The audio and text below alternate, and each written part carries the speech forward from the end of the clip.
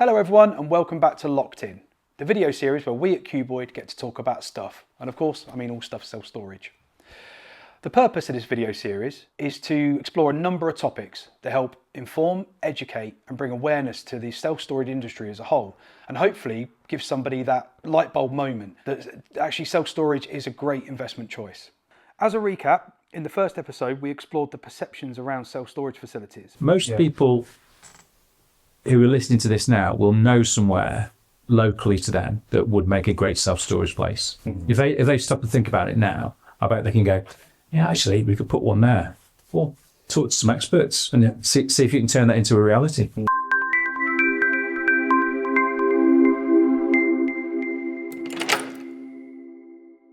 In this second episode, we're going to be talking to three of our customers. They're three customers that are in the self-storage industry. They all come from three completely different backgrounds, three completely different journeys. And through the conversation, we're hoping that they're going to be able to impart some really crucial advice for you to be able to take away. So as ever, I'm joined by the ever smiley Simon Forrester, CEO of the Self Storage Association UK. Welcome, Simon. Thank you, great to be here. We're also joined by Luke Davis, Roger Canham, Keith Strivens and Will Strivens. So chaps, if you wouldn't mind giving a brief introduction of who you are and your business, let's start with you, Roger. Yeah, thanks. Smartbox Self Storage, I'm the CEO, founder. We've been around for 4 or 5 years. Still, I consider us new kids on the block. There's a ton of stuff to learn. We started with 1 site and we're now at 5, and this year we're opening another site in partnership with Kuboid. So it's an exciting journey for us. Superb, excellent. Luke, over to you. Yeah, hi, I'm Luke. I'm from 1010 Storage and StoreFort. The reason there's 2 different names is because I own 1010 on its own, and StoreFort, there's 3 of us, so they're slightly different entities, but they might all merge at some point.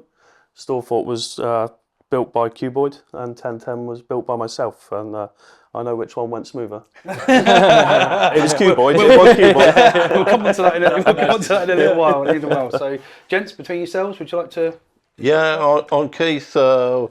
We started in storage in the late 90s in leisure vehicles, slowly coming now into self-storage, locker storage with my son Will. So my name is Will Strivens from Gatewick Farm Storage, and we're based in Sussex. So we come from a farming background, and we sort of slowly diversified into storage. So that's our kind of early history, shall we? There's plenty more to dive into, but yeah, perfect, good stuff. So picking up on that point about diversification, I'm really interested to see how people kind of got that vision to develop into self-storage, because for me it's sort of like you've got to kind of understand it enough to want to move into it. So what was the driving force behind you moving into self-storage? And this is a question for everyone, so get ready. Yeah, I think for us it kind of it was a natural progression. So we were doing farming. Dad was doing farming. This was before I was in the business, and someone just said, "Oh, can I keep my caravan on your farm?" And I was like, "Yeah, sounds good. Give me some money, lovely." And then that slowly grew over time, and then we became more familiar with storage in general, but we weren't aware that it was an industry. It was just something we were doing, and we thought we were just kind of making a bit of money on the side. Then we had a shipping container on the farm. Dad had all his stuff in there, and one of the caravan storage customers was like, "Oh, do you rent them out?" And Dad's like, yeah. The bloke's moving out next week actually. Yeah. And then Dad went and got a trailer and just took all his stuff out, and then we started renting that one out. And then the same happened. We just kept buying containers kind of like really slowly and gradually. Someone would ask for one and we'd get one basically. And then as that grew, that's when we sort of made the decision to switch into internal self-storage. And that was through the SSA event. We went to Portugal, and our eyes were opened at that point because we were quite happy doing our own thing. We were full 100% occupancy. We were like, we're really good at this. And then we went to the SSA, and then they're like, you shouldn't be full. And we're like, what are you talking about? And the rest is history, basically. That's what made us think differently about what we do. And the returns for self-storage are a lot better per square foot and just in general than the caravan storage side of things. So it was nice to kind of spread the risk through the portfolio, wasn't it, basically? So now we've got a few different things in the business. We've got the caravan storage containers and now the internal units. So Are the internal units in a purpose-built building, or did you sort of convert some chicken sheds or something? Well, yeah, we had a barn that we could have. We initially thought we would convert, and that's why we're like, oh, sweet, we'll turn that building into self-storage. But it wasn't quite tall enough to fit a mezzanine floor in, and we kind of wanted to maximise the return per square foot if we're going to do the conversion. So then we kind of toyed with, like, do we just do a ground floor in that building and not worry about it, or do we dig down? And then we just came up to, didn't we? We had a chat about it, and we kind of flipped ideas back and forwards. And in the end, we were like, well, let's just start from scratch and build it completely how it should be, not trying to bodge things and make things work. So we've literally got like a brand new state-of-the-art, as far as we're concerned. There's endless lists of technology you could put in there, but it's a really clean, tidy facility, and customers are loving it now. So we've been open 2 weeks, and really, really positive. Lots of good feedback and things. And fantastic. And what was the sort of length of time for that process, Keith? When did you start that sort of the first time you pulled all your stuff out of that first container? Is that a long process? That was in 2007. 2007. We did the first one, and so that was quite a long process. 2 years ago, I converted a small building into indoor storage, only 15 units, and that sold fairly quickly. So that gave us the confidence to go into something a bit bigger. that was our little tester, wasn't it? Yeah, put your toe in the water job. Yeah. And now, like William has just said, we built a purpose-built. We thought the planning was going to be our problem, went straight through planning, and just we had to remove some containers and swap things around a little bit. But yeah, it has been fairly straightforward. Some of the gremlins maybe come out in this conversation later. Yeah, we'll pick up on that in a second. But on that point though, obviously these guys have built a brand new facility. You've done more refurb. So what kind of challenges did you find with that aspect of it, rather than building something that's completely brand new? My first facility, it was an old furniture shop, and it's over like 3 stories.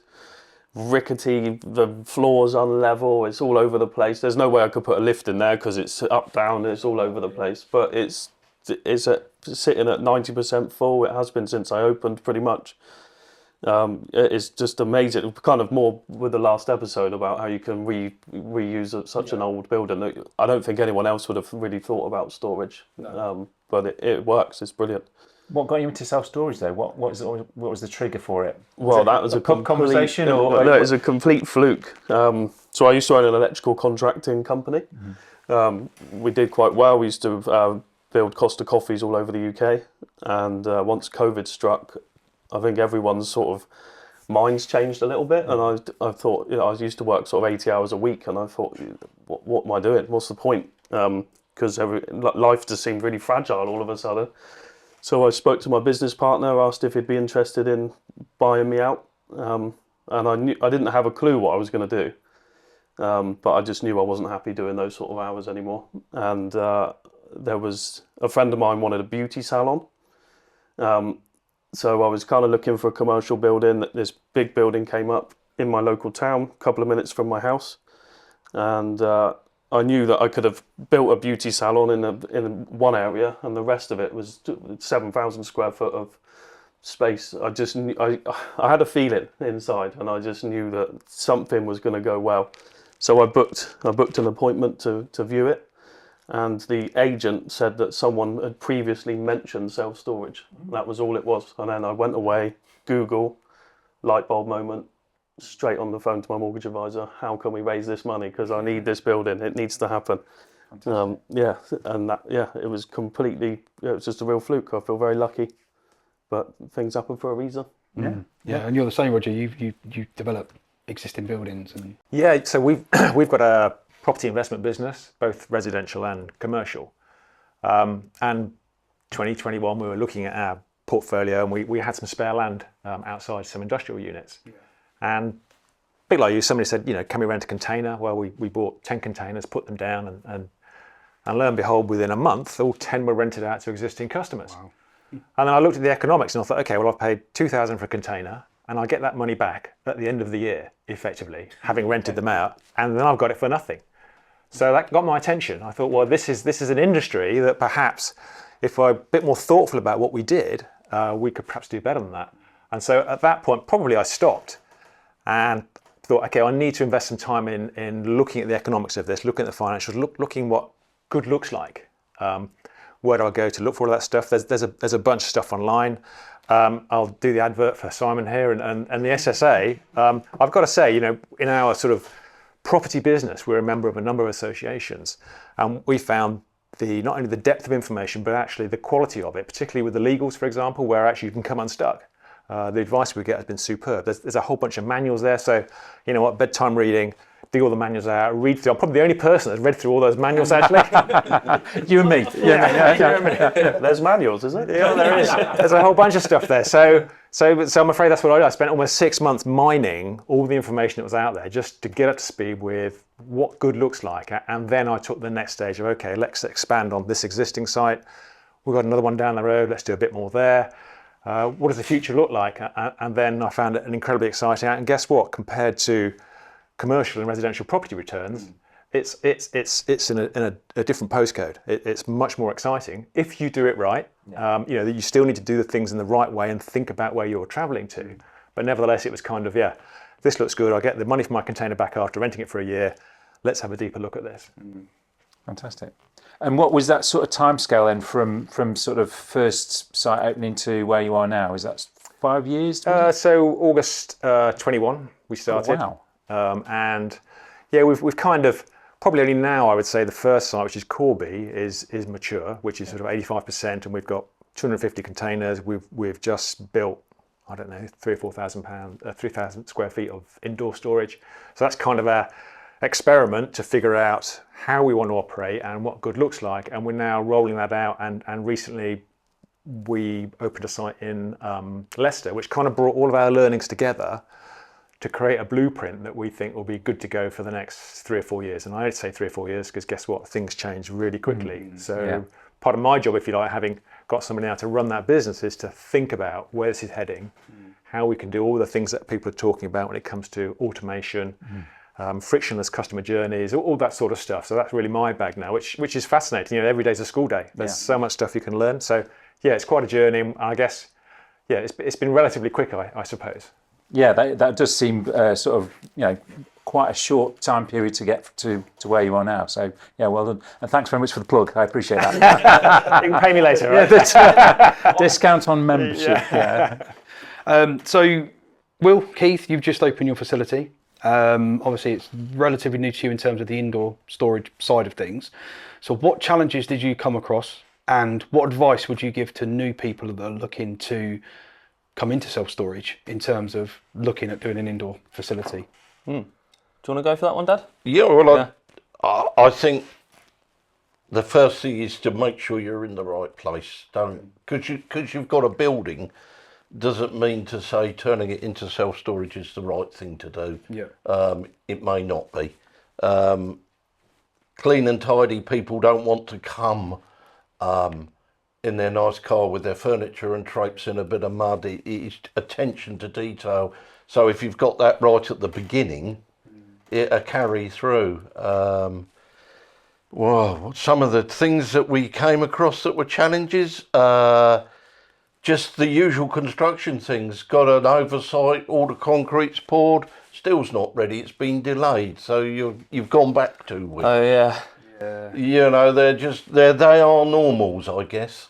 But if you're trying to work to a deadline, you need to just be a bit more flexible. Yeah. You've got to have some flexibility in it. Having a delivery that the lorry damages the brand new building that you've not got to use. By reversing into it. And then the whole outside covering from floor to apex, the cladding needed to come off to repair the bottom bit, but because everything overlaps. Yeah, of course. And so yeah, it's full of challenges. Where are you with this? But I think another challenge that we came across, which kind of took us by surprise. So my background's in tree surgery, so I've never really got involved with finances or running businesses, borrowing money. So I have like a vague kind of consumer level idea. And Dad's borrowed money before for various projects and stuff over the years. And we had an agricultural bank manager and we were borrowing money on an agricultural basis. So when we came to this project, they were like, well, this isn't, you're now really more kind of commercial because most of your income is coming from commercial kind of point of view now. So then we had to say goodbye to our agricultural bank manager that you built a really good relationship with over the years, and we've got a new commercial bank manager. And all the borrowing we were doing for agriculture used to be 100%. Okay. So if you needed 100 grand to build your barn or whatever, they'd be like, okay, there's your 100 grand. And we'd be like, thanks. And we'd just go and you literally call them up, wouldn't you? And say, yeah, can you send the money over? And he's like, yeah, no worries, just done that now. And then we went over to the commercial side and they were like, what are you two on about? Like, no, we're not going to lend you the money. You need to put at least 40% in yourselves. And we managed to negotiate it and get it to a level where we could actually progress. But we'd already signed the paperwork with the contractor. So he was on site digging all the footings and the foundations. And then we thought the bank were just going to send us the money. And they were like, we need this. I think that an interesting point that you raised, I think the lack of commercial finance for self-storage is a real drag on the industry. There isn't, we've got some freehold and we've done what we need to do with that. But to expand our business with a limited amount of cash, we can only afford to go for leaseholds because we can just make that money work harder. But guess what? If you go to a bank and say, look, I've got a leasehold here and I've got 200 customers all give me $2,000 a year, that's a great, a great risk profile, if you like. Yeah. Will you lend against it? The answer is no. They'll say, have you got a freehold? No. Well, you go and look at asset finance, double-digit interest rates. Whereas if you go into the US, where the asset class is much more recognised, they'll lend against that cash flow. I mean, when we look at our commercial property, we've got 15,000 square feet, we've got 4 customers. The risk profile of that is very different to 15,000 square feet of self-storage with 150 customers, and yet we still can't get financial institutions to recognise that. And I think that is a break on the industry. I think that needs to change. And maybe it is changing for the bigger players, but for guys of our size, that's really hard. You have to fund it out. That 40% comes out of your cash flow, and you need to get that back before you can get the next one. Absolutely. And you've got to put your 40% in before they will give you any money as well. So you need to kind of have your skin in the game and kind of... And then fund the losses for the first 6-12 months, so it is quite a capital commitment, and you need that, and that's a barrier to entry in some respects for the people who have got access to capital that they can deploy. The rates are good, but nevertheless, you do need, that is an issue. I think that, I don't know how that's going to be addressed, maybe when the industry matures more in the UK as an asset class, maybe that will be resolved. I think it's partially awareness, and it's partially that there are an increasing number of smaller, savvy investors that recognise the value of self-storage and are more willing to lend. That's slowly changing over time. 10 years ago, that was a real issue. Now we're starting to see more, and you'll see investors coming to plug again. You'll see investors coming to Telford. You'll see, they want to mix with the industry. They want to see where they can access. But that's not at high street rates, is it? We want to borrow, as we do in our property business, at high street rates, and then leverage that cash. Now, if you're getting investors involved, guess what? They're looking at the 20% return on investment that you're getting, and they're going, well, we'd like a piece of that. So it doesn't really help us grow our business by introducing investors, other than it lubricates the wheels to probably allow us to open more quickly. But nevertheless, they're then taking a slice of that attractive return that obviously gets us all interested in what we're doing. Yeah, of course. We've got at least 2 examples there of guys who, you just kind of, you didn't even know what self-storage was. It was literally a customer said to you, you give me self-storage. Yeah. And it was kind of, you're thinking, the estate agent going, well, you didn't know about it. So there's a lot of other people out there that, if they knew that this was an option for them, might be setting their own self-storage businesses up. I've always said with marketing, the biggest crime you can make is when people don't know you're there. Yeah, that's the worst thing that you could do. It's a generational thing, I think, as well. The older generation, my age, we put stuff in the loft or in the garage. Yeah. Now modern you don't have those. Yeah. Modern houses aren't having those. And if you've come from university and you've put stuff in storage end of term to come back next term, you're understanding it. So the younger generation are more savvy to self-storage than the older generation. If you look at the stats from the report, and the average age of a self-storer is in the 40s, I think. Yeah. So So I think actually you're right. The younger generation is still yet to fully leverage this as a asset that they might use for their life. They'll be living in them in a minute. When the cost of living keep going up, they'll be living in a 10-foot locker. Yeah. Can I just say, don't have people. That's not don't, allowed. Don't have people That's not allowed. no, just will. I think the point I think the whole thing about awareness in the industry, we look around and we see the big stores everywhere you go, and there is an awareness of self-storage there, but there's still a hell of a lot of the population. They just don't understand what self-storage is and how it works. And the points about the financial institutions, you think by now they should have switched on to this, and actually got more. First one that steps forward. Oh, exactly. Gets involved. Exactly. It's going to be really good. I mean, there are obviously options out there for people, but it's not always the best. Interest rates and things, but definitely from an awareness perspective, there's still a lot that the SSA need to do, Simon. Absolutely. No. But we were having a quick chat before about the industry needs to raise awareness, because if we raise awareness with the public, that grows the pie for everyone. Everybody wins, because there's more market, there's new entrants, but also there's more for everyone to pick, and also for the suppliers. There's more people looking to use the services of Kuboid and other companies. So that's going to benefit everyone. So I think one of the things we need to really consider as the association is how we bring that together into something that we can turn into an awareness campaign for the public. The B2C bit, I think we've been bad at that. From the investment perspective, or from a startup perspective, we're really bad at actually saying this is a fantastic industry to get into. And money printing machine joke aside, it is one that if you do it right, you can do very well at it. But also from the public's perspective of, you've got stuff all around your house, you've got things you don't want to get rid of, you've inherited things, you're splitting up, you're moving in. There are so many touch points that self-storage could be helping you out at. And getting people to be aware of that. I mean, since I've taken this job on, the amount of conversations I've had with people in pubs, or just sort of standing on the touchline watching with someone playing rugby, self-storage, and they're like, what's that? Yeah. And they just have no idea. When I explain it to them, they're like, oh my God, that's a great solution. Is there one round here? And I'm like, well, there's one there. Look, see that building? That's a self-storage place. Oh, and you see all the containers outside that are lined up. Oh yeah, I drive past those every day. Yeah, well, that's self-storage as well. So people raising that awareness. Yeah. I'm not going to do that all myself. No. That's something that the industry needs to get behind. Yeah. So watch this space on that one. We're looking at where we go with that. Yeah, exactly. We touched on planning before, when you were saying about how you actually get the local council to agree to you opening self-storage.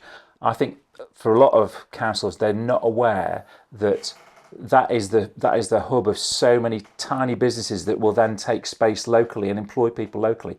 Self-storage doesn't employ a lot of people. And in fact, some sites are completely staff-free. There's nobody on site at all. Yeah.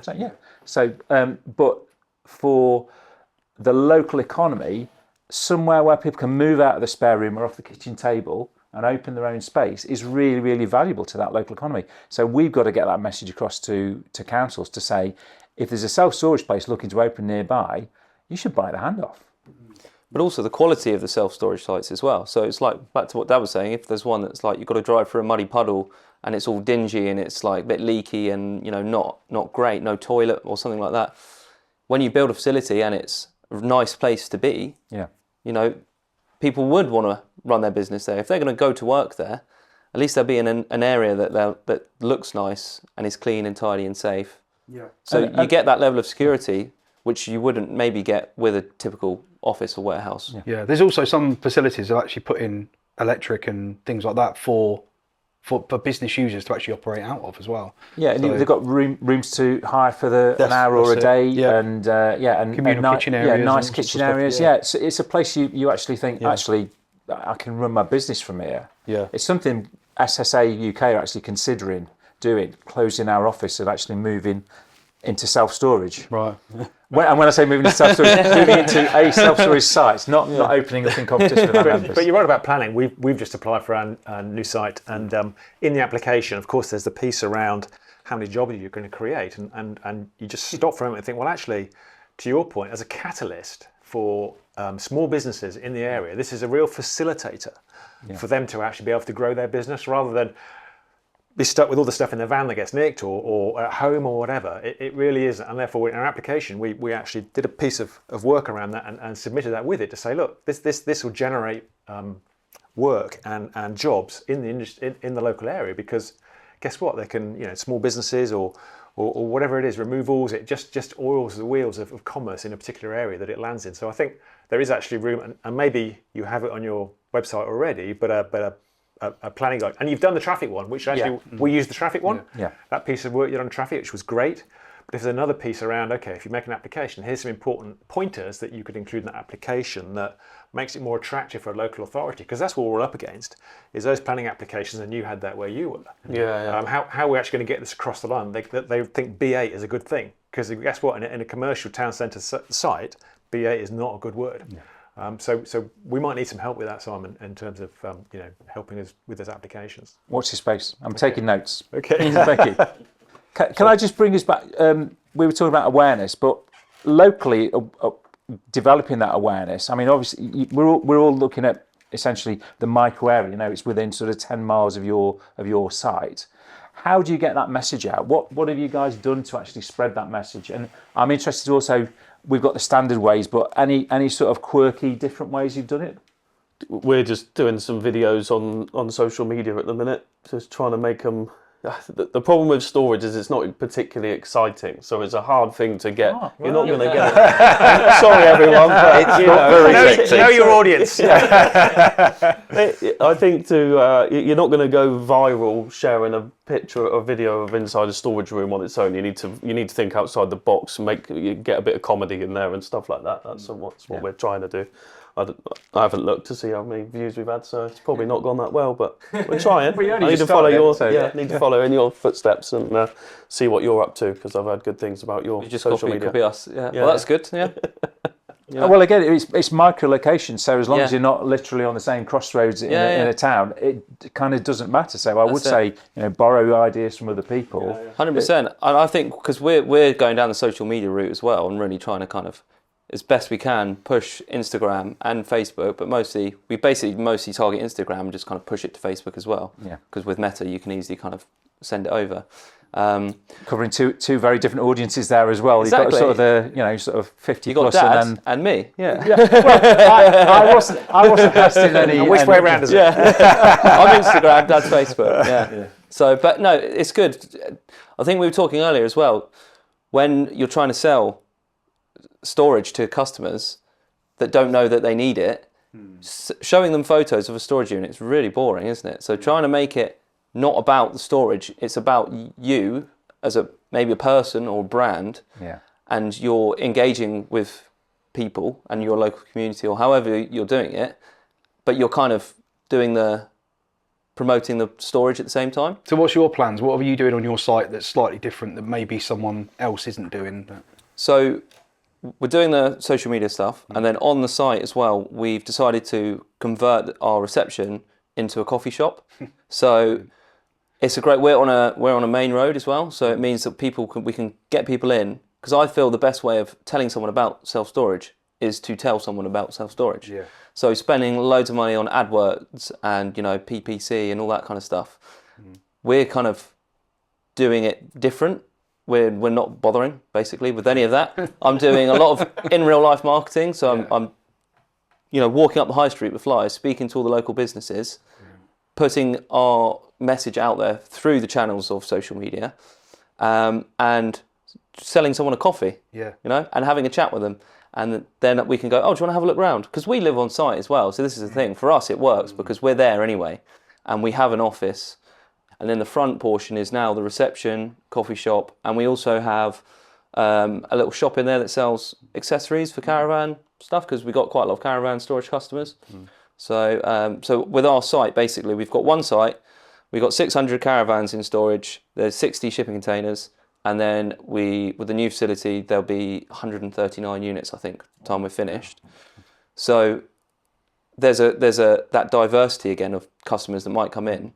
But we're finding as well, through doing the coffee, we're getting the vehicle storage customers coming in, and then you tell them about it, and they go, oh, that's great. And now they want a storage unit alongside the vehicle storage that they've already got. It So goes hand in hand, yeah. yeah, I mean, we've been open 2 weeks. We've already sold 900 square foot of storage, so we're at 18% occupancy already. So Without spending any money on Google, I haven't spent any money on Google Ads or anything like that. I've spent money on a coffee machine. I've spent money on a coffee heard about machine. the Yeah. A worthy investment. How much was I'd this coffee say. machine worth? It was some money. It will pay itself off between the next, I don't know, He's not 15, listening. 20 He's years. not listening, don't worry. Yeah. I've done the figures. We only need to sell 4 million copies, and then we'll be break even. Yeah. It's because of all your free ones. That's why it's so expensive. Yeah. Roundabout advertising, We've advertised on the roundabout, actually, as well. So there's a mile up the road from the house. that showed a dividend. Got a few people. Already? Didn't even know, didn't know you were there. I think Drive by it every day, but didn't know you were there. It is, So it is crazy, just isn't it? just the simple things, Yeah. really. Yeah. We toyed with the idea of getting a blimp. Oh yeah. That would just be brilliant up in the air. Yeah. But we're in Plymouth and it's pretty windy at times, so it'd probably just take the roof off. Yeah. Everyone would know about us. Yeah, everyone would know about us, but we wouldn't have a roof left. I think for each location as well, it's horses for courses. I mean, in our Leicester site, we're next to 3 great big residential student tower blocks. So guess what? We're on their social media pages at the universities, telling them about what we're doing. There'll be some leaflets. But in Oundle, a small market town near here, there's only 10,000 people, but they have a market day on a Wednesday. And guess what? One of our team is going around the market. Oh, there's a guy over there that's mending bikes. Give him a leaflet. He's going to have some equipment. There's somebody over there who's selling electrical stuff. Or they've got a market stall, and where do they put all the stuff that they don't sell? Whether they're selling electricals or pots and pans. So we're handing out leaflets to those. We're going to one of the builders merchants, somebody behind the counter. Look, when you get people coming in, can you give them a leaflet for us? Because guess what? Again, you've got sole traders, guys that have got a man in a van. Those people are a target audience. Or maybe it is the local removals company or the white man in a van. Those guys are moving stuff locally.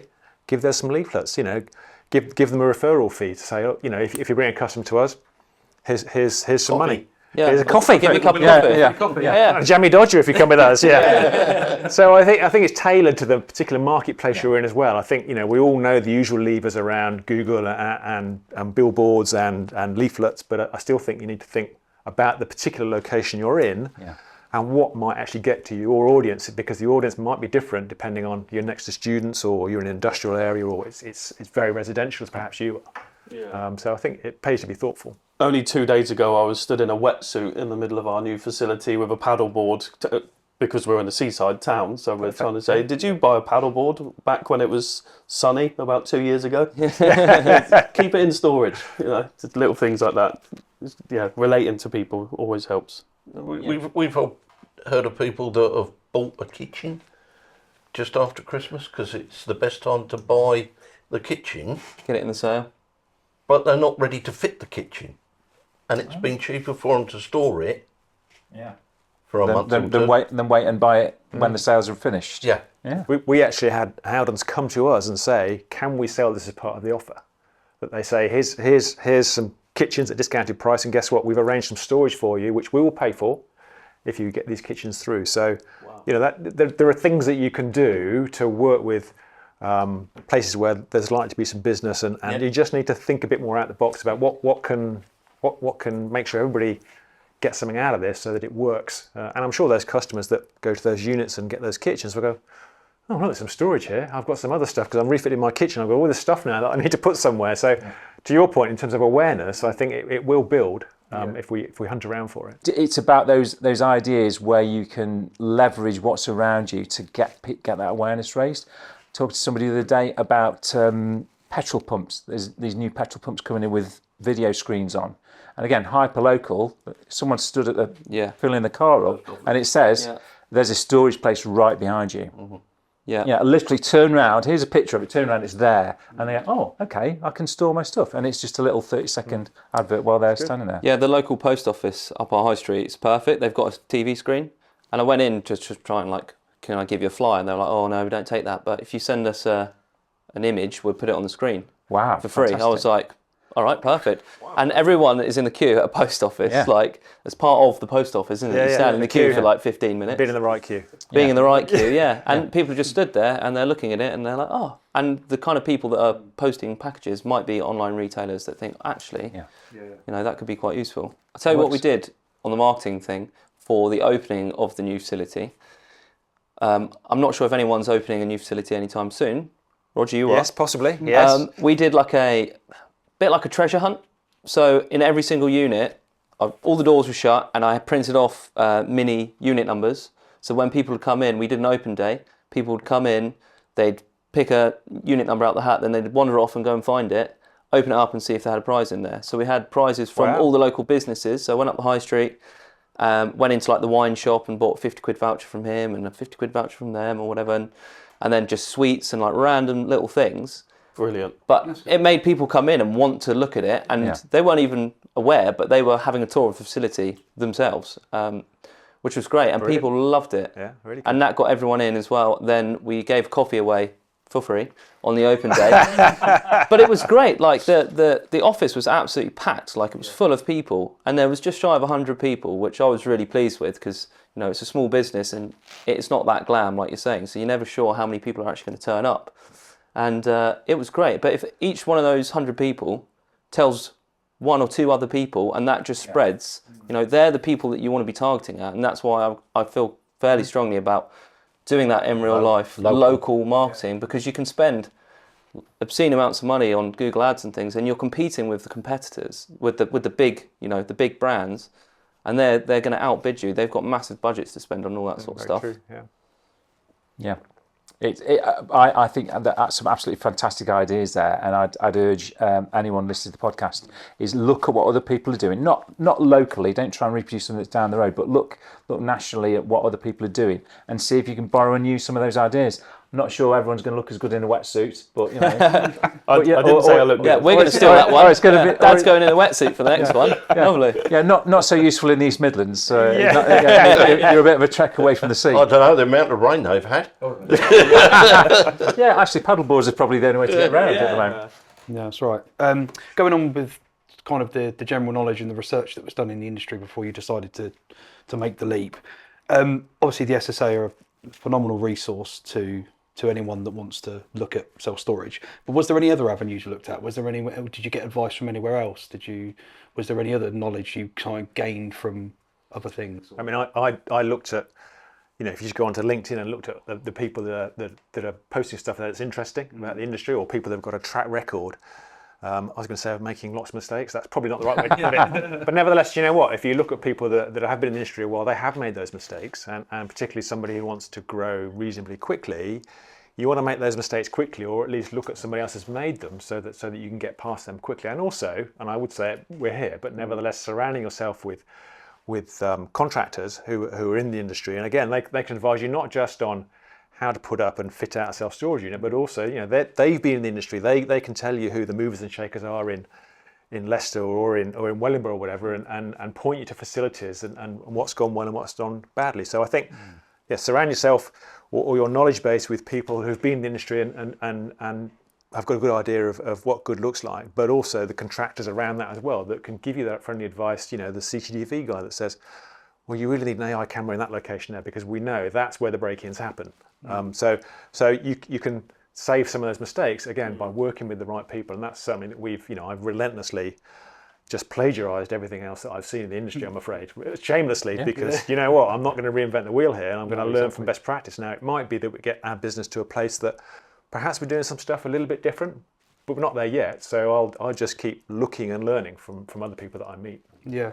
Yeah, why reinvent the wheel? It's a product that works. It's a market that is still diverse enough for you to find a niche, and then over time you will develop your own brand or a quirk, or the staff in wetsuits. I'm guessing you're not always in wetsuits. It was just you were that talking about one just- video. yeah, right. Okay. It's not how I welcome customers. It's a bikini next week. Yeah, I've considered some even funnier that gets some videos. views. Yeah, Might get That's some, leopard print number. might get some interesting tenants as well. yeah. So what's the one thing that you would say was your biggest kind of mistake when you were doing it, in terms of what advice would you give somebody that's coming into the industry? What's your golden nugget advice? Big plug for Kuboid coming. So I, as I said earlier, built my first facility single-handedly. Every screw in that facility I put in, and it took me a year. And I don't actually think it was any cheaper than getting the professionals in. So when you guys came and built the second facility, you did the same amount of work in 3 weeks. So I would have been open almost a year earlier. Wow. Which would have paid for your fit out anyway, let alone the fact it was already cheaper. So yeah, that was my big mistake. I don't regret it, because my first one was a first love. You know, it's a real project, and I'm really proud of it. Excellent. But from a business point of view, you know, we're here to make money. Yeah, that wasn't my smartest move. No, that's it. You guys? I guess probably the funding is the one that kind of creeps to the front of my mind straight away. That we've learnt from, definitely, and if we were going to do something again, we would like make sure that is all fully committed before we make any move. But I don't know, what else do you think? Sums of money at the beginning of the project that looked a lot of money to do a small amount. But the time you get to the end of the project, you've just done maybe £1 million, £30,000 worth of tarmac to really smarten it up is neither here nor there. But at the beginning of the project, you would say, no, we're not going to do that because that's £30,000. Don't just cut off your nose to spite your face. Yeah. Spoil the ship. Yeah, hate Hate of the of the tar. tar. Yeah, absolutely. Yeah. Yeah, the 90% of everything that goes into self-storage is that Yeah. first bit of getting yourself up and running and getting those doors open. So And that's your first impression. When they come through the gate, the first thing they see is the yard. They don't see inside. But when you're advertising and marketing it as well, you're taking photos and videos and you want to push that out there. So if you're only going to show someone the internal of a storage unit, they kind of don't necessarily want to see that all the time. If you can show the full picture and they go, wow, the whole site looks really tidy and like decent. If you look at a house on Rightmove and there's only internal pictures, it's like, where is that? Yeah. And then why? There's a nuclear power station next to it. Yeah. Exactly. Anything from you, Roger, in terms of what advice, if someone came to you today and said, Oh, I want to do this, I've got tons, but just open up next door. I think early on, I don't think I was ambitious enough. When I looked at what we were doing, the returns were attractive enough, but I guess until I'd wrapped my head around what the opportunities were in the industry, I suppose I hadn't looked at how can I build a really scalable business. I was fortunate enough to bump into Gavin at Storer quite early on, back in 2021. We were probably one of his first customers. And it was amazing. I'd got the website out of the box because I was used to building business and having to do all of that infrastructure. We'd got the checkout, and actually, instead of me running spreadsheets, I'm worrying about taking card payments. And it was all, so that was kind of like, oh, okay, maybe this is not as people intensive as it could be. And then really thinking from then, how can I make this truly scalable? How can I create a template that we just do another one? And that is about getting the right contractors like Kuboid around us. It is getting the right software, the people that deal with our marketing, the website that's super efficient. I mean, you know, every day's a school day, and I hope to add 1% every day to making us a better business, and those compound over time. So, I guess it's thinking about what are we doing and how can we be more efficient and create a better customer experience. And that's almost, as an entrepreneur, I guess, is what you do every day, isn't it? It's, you know, I'm sure one of the questions we'll come to later is, you know, what do you do in your spare time? Well, guess what? I'm sadly thinking about how can I make this business better. And you know, business doesn't stop at 5 o'clock on a Friday and start again on Monday. You're in it, and so there is so much out there, so much we can learn, and so much we can do to improve. I would probably, my bit of advice would be just slow down, think long and hard about, okay, what am I doing here? And is there a way to do it such that it's very repeatable, so that as growing a business, it's much simpler, but also as a customer experience, it's much better as well. Go and go away and talk to people about it. Yeah. You know, that it's a really, really open and friendly industry. It's not just the suppliers, but also Incredibly, other yeah. operators, and just go, I was thinking about doing this, and they go, don't touch that one. Yeah. You know, but this one's, do this instead. No, That's definitely. that's huge value to I was, you. when we first set out, I forget who I spoke to now, but they referenced 2 or 3 people that were in this business already. I visited their site, they showed me around, they told me the little shortcuts and tricks they'd got to get to where they were, and they were freely giving that market intelligence away. Now, in other industries I've been in, that would be like locked down and you wouldn't get anywhere near the site. So that's extraordinary in this industry that people are that open, and I think we're all obliged to pay that back in as well. If you get asked a question, I certainly am now, in my small way, the little things that I know now, I'm really happy to share those. Simple things like, where do you get your stickers for your containers from, or your units? I know it's a really dumb thing, but if you don't know, you don't know. And somebody's happy to share that information, never mind what entry system are you using, or what CCTV company. It is a very forgiving industry from that respect, and a very generous one, giving back to the people that are in it. I even got a phone call about 2 weeks after I opened, and it was Ewan from Tarka Self Storage. And I'd never spoke to him, never met him, and he rang me out of the blue because he saw that I was advertising my prices online, and we were on the phone for an hour. He was just to let you know, I turned off my prices, business was good. It took, that is probably a whole nother episode, but I didn't ask for that information. He just rang me and we were chatting for an hour. Like, that's incredible. I've never known anything like it, and now we're good friends, and bounce off each other, and we've almost done a site together, but it didn't quite go to plan. But it's an incredible industry for that. So compared to your other revenue streams, obviously looking at you guys, obviously you're farmers, so this is going to be vastly different. Roger, you're from a property background, so it is going to be different.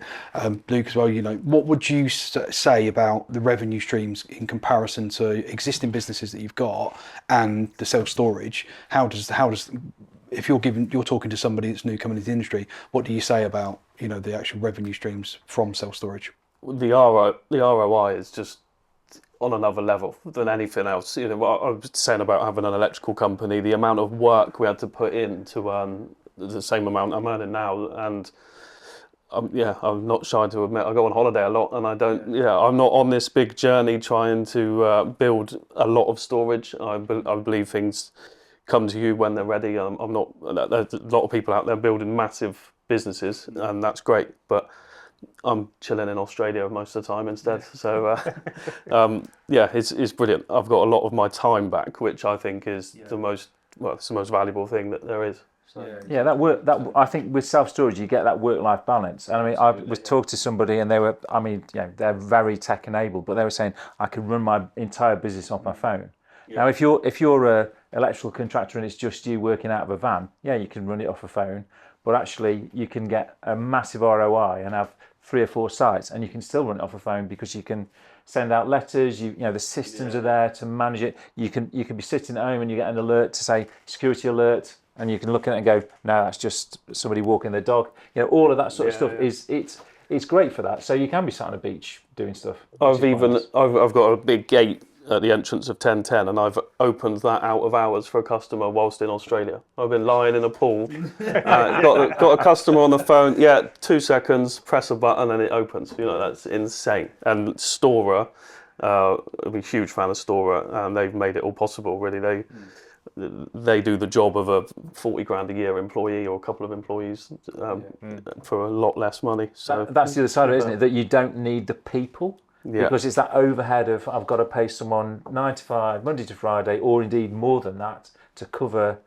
But actually, the systems are there for it to be pretty much autonomous. If you want to go down that route, some people. I mean, again, it's about the personality and the face and the trust. Other people prefer to go down we're just a brand. It's horses for courses, but it can be done like that. So, absolutely, And employing people is one of the hardest things in any business. So the fact that I don't employ anyone is, it's great for me. Employing people's easy. Employing the right people was the hard part. True. I thought you were going to say employing family then. Sometimes you get lumbered with them. And yourself, Roger, obviously with the property background and everything, in terms of the returns how would you say it compares? Obviously, I think I've got a fair idea. And you're looking at returns in property of what, 6%? So in our residential portfolio, yes, we're doing. If we look at both income and capital appreciation, if you get 6%, 7%, you're knocking it out of the park. Yeah.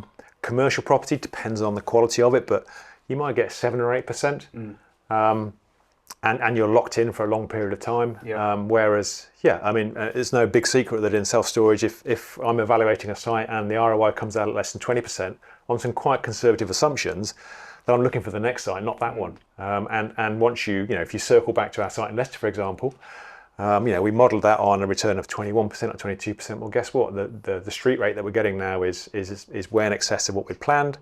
The utilisation and the build in terms of occupancy is above it. So it's kind of from an asset allocation perspective, it's almost a no-brainer. Now, I don't like no-brainers. I'm a cautious person, but nevertheless, it's very attractive. And we would certainly be switching more capital from our normal property assets into self-storage going forward. Yeah. We've got a long way to go as a market, haven't we? We talk about that sort of penetration rate with customers. I don't think we'll ever get to the States where it's sort of 12% of people are using self-storage all the time. But if we're at circa 4% of the population are using self-storage at the moment, but if we got that to 6 or 8, that's a doubling in the size of the market. So there's still a lot to go at there. And we're getting those big returns right now in the US. Those returns are a lot less, but it's a much more sophisticated market. So yes, returns will decrease, but actually the confidence and the robustness of that cash flow will improve. So you can accept, there'll be lower risk and you can accept a lower return. We're in the world of, well, if we can get 25, 30%, well, why not? We're not having to nickel and dime it and sweat the assets to get those last percentage points out. It's a pretty generous market right now. Now, if you do the right things, if you do the homework, you do the due diligence, you do select the right site, etc., etc., etc. We know all of those things, but actually there is opportunities out there to find those sites. They do exist if you're patient. It's starting from that light bulb moment and then planning it through properly. Yeah. And that's why I've been so pleased you guys are doing this podcast, because you are talking people right through from the, so I've got an idea about I want to get into self-storage. What are the steps along that process? Yes. And not only that as well, there are a lot of people out there that want to invest in, the general public investing in other properties. So they'll buy a mortgage a second house so they can rent it out and they can own the asset and all that. But that return, you 5-6% return on that. Actually, wouldn't it be a better investment to invest in self-storage? And like Roger says, 3-4 times the amount of the actual return. It's almost a no-brainer, really. It's just mad. Crazy. I'm just in the process of buying a small little car park for a little container site, and that's going to return about 60%. Yeah, unbelievable. Wow. Where is it? No comment. I mean, we could do an entire 3 hours on farming and everything else, but in terms of your guys' perception and in terms of different revenue streams you've had over the years, obviously you've still got cattle at the moment as well. And the revenue stream is a lot of revenue, but only for a very small time of the year. When you're selling them, once they're gone, they're gone. Then you're rearing the next lot to come through. So it's a very long cycle. Whereas with all the storage businesses, that yes, we're on monthly payments. We've tried annual payments, but it suits people, one, because most of us now earn and get paid every month. It goes in the bank, out the bank, and it's a drip feed. Yeah. So for the revenue, it's just, you can see it, it's instant. You're not guessing too far ahead. Yeah. To costing on the agricultural side of business. It can be tricky because a lot of the products are bought from us as opposed to we sell them. So there are times where you don't know what you're actually going to get for the finished product. Yeah. So yeah, it's completely different. So giving that certainty and that regular drip feed rather than all your income in 1 month. And, as we were talking about the weather earlier, if you're farming wheat and suddenly there's a downpour, your crop's potentially ruined for the entire year. Self-storage, it's, I won't say bulletproof, but it's close. And again, you're spreading your risk across 100, 200 customers rather than we've got 1,000 customers now. Yeah. And so in terms of risk, it's incredibly dull. Yes, in a really good way. Yes. You probably need 500 people to move out before you start worrying. Yeah. That's just, well, let's not jinx anything. Yeah. I think with the farming stuff as well, though, the way we've done it, or the way Dad's done it, really, over the years, you've gone from the farming where you're getting quite a small return per square foot of land that you're using. It's like, okay, well, what can we do differently? And then the caravan storage just kind of happened, and that was a lot better than the farming was. And then the kind of containers happened, and it's like, whoa, they're better than the caravan. So then we've got a few of the containers going, and now we're looking at the indoor self-storage, and we're like, whoa, the return per square foot is way better than the containers. So obviously you have more input, don't you, for the indoor self-stores. You got that initial investment for the building and all those sorts of things. But it's funny how we've just slowly gone, haven't we, from literally farming it to kind of caravans, and then being like, okay, containers, and then indoor storage. With no concern, I don't think, until we got involved with certainly the outside storage, mainly the inside storage, on how much a square foot everything's worth. Yeah. Yeah. We weren't tracking it. We were just doing business, really. I would say, I think it's fair to say we weren't particularly business savvy at all. No, we were just doing it and seeing a better return. It was earning money, and you were paying happy. the bills. There was enough to go around, so everything was good. And then, thanks to the SSA, we've opened our eyes, really, and now we're running it as a business, aren't we? Now you're podcast celebrities. Now we're podcast celebrities. Look how far you've come. As seen with on Kuboid TV. Yeah, check us out on Instagram. Come and get a coffee. Yeah. This will be all on your Instagram, won't it? Yeah, I'll just do a quick. Hang on a second. You're going to post now. Yeah. Are you live streaming this? Okay, say hi, everyone. Hi. But I guess for you as well, if again, touching wood, another foot and mouth or something really serious for your agricultural side of the business, this is steady. It'll all. Any business, the COVID didn't hurt us. No. We didn't have very little self-storage in, but the vehicle storage, well, it boomed. Increased. Everyone went and bought motorhomes. Kept earning money. Even when we were all locked down or furloughed some of the staff. Everyone had to set up offices at home, didn't they? And we kept going. It kept the revenue stream kept coming in. I wish I'd bought shares in Zoom and self-storage back then. If I'd known about it. 100%. So aside from the revenue aspect of why obviously self-storage is lucrative for you guys, in terms of work-life balance, and Luke touched on it earlier, is there any unexpected things that have come out from being in self-storage? i.e., have you been given more time? Have you doing more things with the family? What sort of things would you say are the unexpected things, the niceties that have come out of it? Well, I would say for me, it's been a bit disruptive, actually. To be fair. It's because you've been reading those manuals. Well, it is. So having a property investment portfolio and it's reasonably passive, and then we started out in self-storage. And hang on a minute, it can be passive, but I think like when you start any new business, as an entrepreneur, you roll your sleeves up and you make it happen. Yeah. Now, obviously, you've decided that that's it and you've arrived, and that's absolutely fine. I'm a bit of a sort of obsessive sort of entrepreneur, and I guess there was a point at which I could see that up front there's quite an investment of time and energy to get the business off the ground and to sort of get it in a place where actually it could be much more passive. And absolutely, I took the first bookings and I ran the system and I learned how to use Sage and I did all of those things. But absolutely, I do travel a lot and I have got a phone and a laptop, and guess what? I can run the business but we've built it that way. And we've built it to be such that we don't have people on site. I know you guys are on site, but we don't have anybody on site. Now, there's a thing around manless facilities. That's a bit of a misnomer. That doesn't exist. We need a caretaker on site, or at least visiting the site regularly to check that it presents well to the customers, to help when things need sorting. So you do need that person locally. So it's not manless. It's not remotely managed. It's remotely managed. I think that's a much better way to describe it, really. But nevertheless, with a very, very small team, 1 or 2 people now that run our business, and I can do my piece, if you like, pretty much with a phone and a laptop anywhere in the world, I would say, which is a really nice position to be in, to be able to continue to grow a business, not to have my sleeves rolled up and still doing the nuts and bolts I still work pretty hard and still work a lot. People, well, it allows us to go on holiday, but we still work. And I'm sure you have that when you're away. You don't switch it off. Yeah, it's definitely not. But you can be there rather than here when you're doing it, which is lovely, and that's quite unique in this industry, I think, or certainly the way we've structured our business. We're very similar to that as well. We just happen to live on site as well, so we are trying to build it so that we don't really need to have too much input. We do have reception staff and now baristas, that will be in reception on site.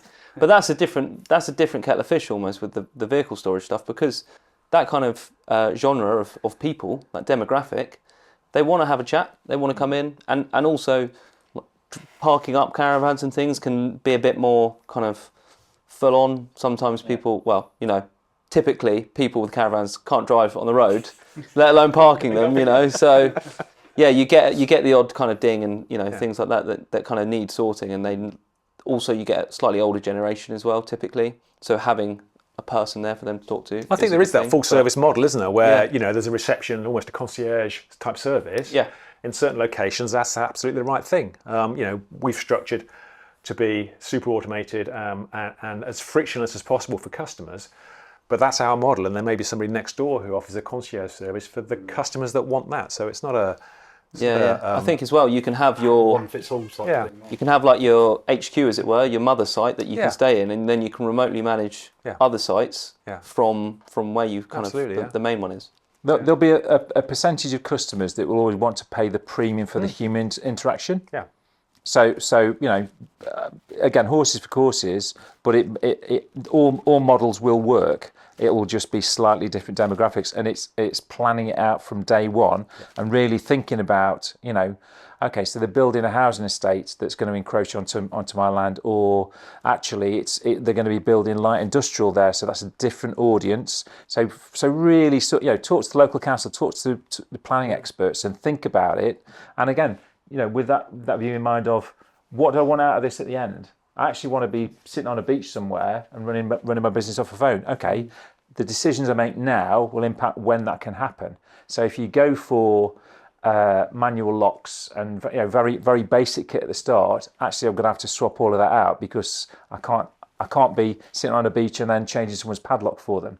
So having those thoughts early on and talking to experts is really, really important. I think, like Roger was saying, when you design your site to be remotely managed, it gives you more time to focus on the business as well. So you could either go to Australia and chill on the beach, or you can, like you say, put your sleeves up and focus on the business if that's what you want to do. But the thing is, you get the choice to do either. Yeah. If you wanted to spend more time with your family. Or both. I do roll my sleeves up and I get extremely you built your site, You work harder than you probably work harder than all of us. It's not a competition, but he did it and he's got the beach holidays. Yeah. I'd like to know what people's plans are if you're looking for exit, because I'm back and forth on it all the time, and sometimes I want to build, and I get all excited about it, and other times I'm quite happy chilling and getting another flight somewhere. But the idea of an exit, you sell for however many millions, cash is not a sensible thing to have. So you need to then put that money somewhere to then get a passive income, which I've already got. So I kind of think, well, what would I then do? I'd maybe invest in other people's storage just so it's completely passive. But I don't know whether people think about past exit, or is that just something that everyone thinks about and goes, oh, that's what we want to do, without I assume you're working to exit? Yeah, I think so. I think like all of these things, I mean, you're in a position where you've got one asset, effectively, maybe a couple, and you've got a lot of your personal wealth tied up in that particular asset. So it might be that, yes, you look for an exit in 3 or 4 years' time, but if you still like the self-storage space, then guess what? You create a basket of self-storage investments and spread your risk and improve your liquidity by doing that. So there are exits that aren't necessarily, I'm out of self-storage and I'm going to go and sit on a beach in Australia. You can be smart about it. Or if you are, in the housing market and you've got 2 or 3 buy-to-lets, well, just sell them and then invest in Barratt's, Lloyd's and a couple of REITs. So you've still got exposure to that market, but actually you haven't got the illiquidity of having a single facility. So there are horses for courses and ways to do it. And I'm sure if we get to the point at which we want to sell, then we would look at, still the returns are very attractive. So to your point, if you sell and exit, you do have to put that money to work somewhere else that gives you a similar level of income, or you accept a slightly lower one because actually you're taking less risk. I think another side of that is that talking to investors and people who are buying up smaller self-storage sites, some of the bigger guys, quite often small operators don't actually realise what they need to do to get the maximum value, and people are walking in there and thinking, we're joking about the example of the coffee shop, but they've just put in a coffee shop and redone their reception area. Well, the new owner's going to rip all that out and rebrand it as Big X, whatever new brand it is. So that was a complete waste of money. Whereas actually painting the floors and knocking it, and going neutral with stuff is actually of more value. So it's knowing again on the exit what are the key things you should be focusing on. And there's a seminar talk on that at Telford. that was me. I did guide that one. Yeah. Apologies. But there will be things that get a tick if you're thinking of exiting. Who did the fit out? Well, if it's one of the big guys like Kuboid, that's a tick because we know that's sorted. If you're working with a reputable lock system, whether it's Nokia or a Alliance, or whether it's PTI or whatever. Okay, well, we're working with those sorts of people, that fits. So if you do need an eye to those things, to your point, when you're planning, well, this is a 5-year gig, so let's structure it so that it's a kind of a shoe-in for whoever wants to acquire it, and that does need some thought. I think you're right, Simon. Yeah. Start thinking about that from day one. Just after the light bulb fades, start planning that exit there, and then all of those steps along there will get you there quicker. So, gents, thanks ever so much. Found this conversation interesting, fascinating. It's been fantastic. Really appreciate you taking the time out of your busy and, well, not so busy schedules. But thanks so much flying over from Australia just to do this as well. We really do appreciate it. I'll be back next week. No problem. So yeah, great chat there, and some key takeaway points there about financing and asset finance, lending, the awareness in the industry. It's still we need to get that awareness out there. It's still not where it needs to be, and there's so much more growth in the UK. Don't be frightened because you've got a big boy or whatever near you, one of the big operators. Obviously with real life marketing, don't just be kind of forced down the Google Ads route and think that's the only way out there. Getting out and talking to people, that's really key as well. It's proving dividends for the guys here. And when you're planning the business, consider the scalability of it. I think that was a really key point that Roger made. Look at the scalability, look at how you can then cookie cutter the approach onto multiple sites. If you're planning that you're looking to do an exit at some point and that's going to be your goal, plan for that at this stage. So get ready for that now, get the sites where you needs to be, and talk to people in the industry that have sold sites and that know what's how to do it, and just get as much information and research as possible from multiple different people in the industry. I think that's been the key point, really. Yeah, well, I just reiterate that point about it's a really welcoming industry. Go and talk to people, start those conversations, come to events, go and talk to the people around you, talk to suppliers. Yeah, they're really friendly and they want you to succeed. We all want to succeed. We want to raise the bar for self-storage and get as many people using self-storage as possible. So come and talk to the sector. Well, that brings us to the end of episode 2 of Locked In. I hope you found some of the information or if not all of the information, really helpful. And thanks again to our guests today. So 3 very different routes into the industry there, and the experiences, real life experiences, not theory, and great customers, great people that have turned a light bulb moment into scalable businesses. We wish them all the success in the future. So join us next time where we continue the journey. We're talking to Caleb Mercer, the Managing Director of global real estate investment firm Heitman. So that is going to be a really exciting episode. See you then.